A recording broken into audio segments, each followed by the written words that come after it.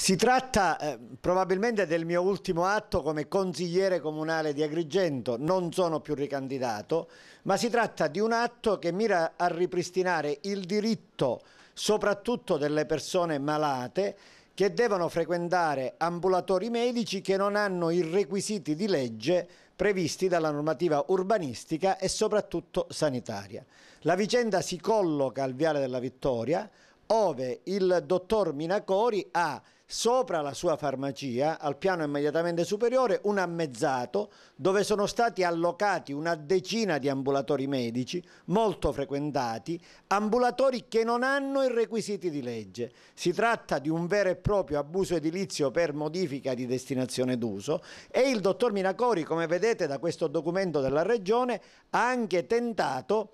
una iniziativa alla Berlusconi, una legge ad personam, in questo caso una norma ad personam, per sanare questa gravissima irregolarità di quegli ammezzati e consentire di allocarvi gli studi medici. Poiché gli studi medici vi stanno in difformità dalle leggi, adesso l'intervento che io ho proposto, su richiesta per la verità di molti cittadini e anche di farmacisti infastiditi dalla concorrenza sleale, comporterà che questi studi medici dovranno trasferirsi in un posto idoneo ad accogliere i malati e i pazienti. Quindi anche in questo caso Arnone si batte per garantire il diritto alla salute e la legalità nella città di Agrigento.